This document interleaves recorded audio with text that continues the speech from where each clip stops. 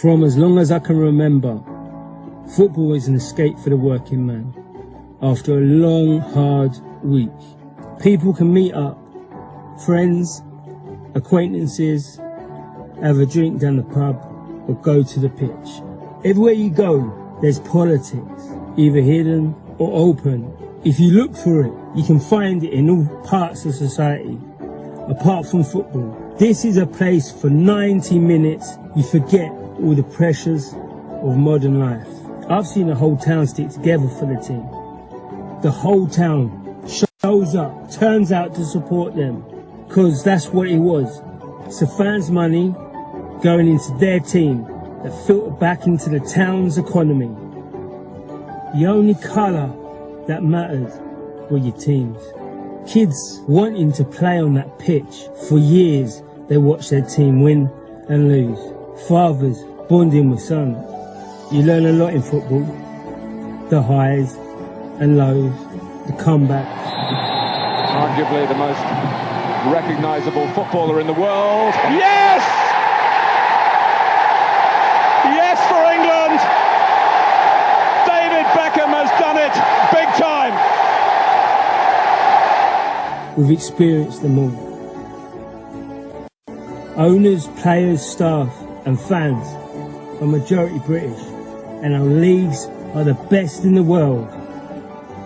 It was a working class kid's dream to play football, buy his mum a house and win the FA Cup at Wembley, but that success has become the death of our beautiful game. We've got foreign millionaires owning the clubs, sucking the lives out of them and the communities they reside in, all in the name of profit. They don't see the club as we see. All they see is the investment, the returns. It's a balanced book. It's a millionaire's plaything. The Americans, the Russians, the Chinese, and the Arabs all own the big clubs in the UK. The sponsors are paying top money to have a stake in the club that is successful both on and off the pitch. Again, they don't care about our communities. The FA refused to allow the players to wear a poppy. It's a symbol of the British and Commonwealth fallen soldiers.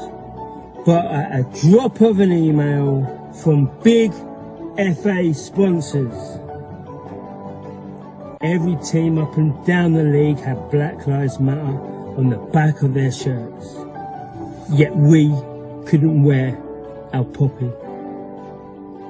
Then the pundits and the players start talking about how bad the black community has it, how systemically racist the world is. It's real systemic racism when the black players and the white players earn the same amount of money. In fact, the top players in the Premier League, majority are black, yet the world's systemically racist. You see, the players take the knee for social injustices, the same social injustices they'd never see or never experienced in their lives. That's ironic, that is, yet they never put their hands in their pocket and pay out to the communities they play football in to help these racist communities, because they're not. Because they're honest, working class areas, but your sponsors have told you to take the knee. You see, you're dividing the terraces. You're dividing your community and you're making it worse. And I'll tell you why. Because we've lived in a society of black and white unite. We will go to the football and we will show up for our teams. But it's you guys who are telling us political statements. We have Millwall being scoured for booing. Sooner had they knelt than it began.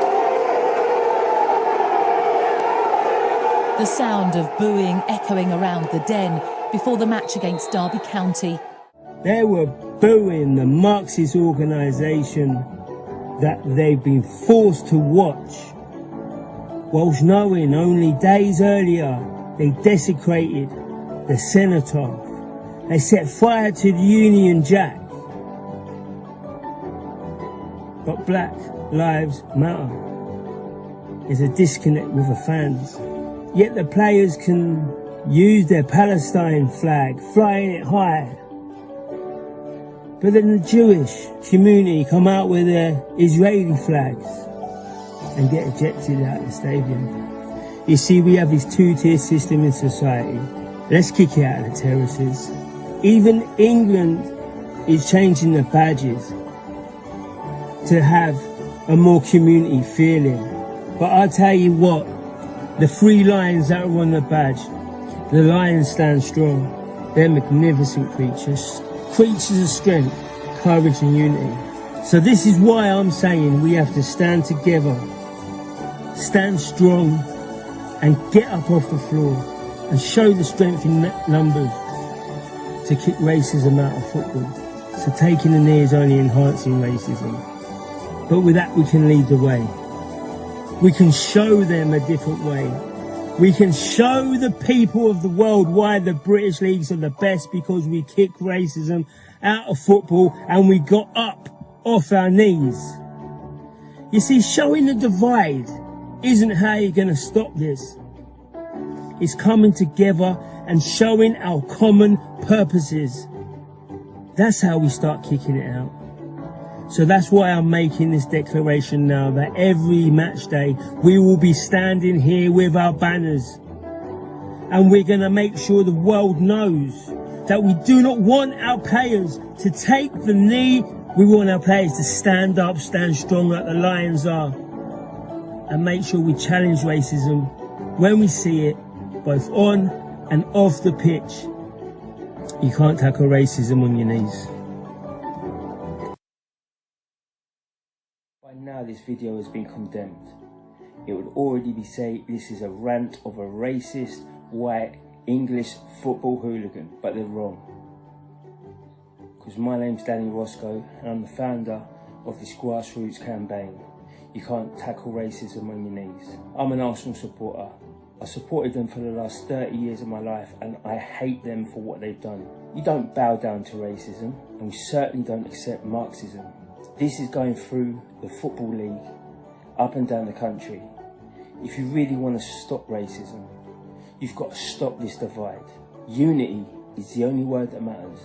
And on them terraces and in them pubs, up and down the country, through these European championships, you are going to see black people and white people hugging, sharing times, singing the same songs, because we share in the common purpose of being British. And the only people who ain't is you guys who are taking a knee against our will. I am one of hundreds of thousands of black and ethnic people up and down this country who say no, and we're saying no, but you're not listening and you keep on doing it.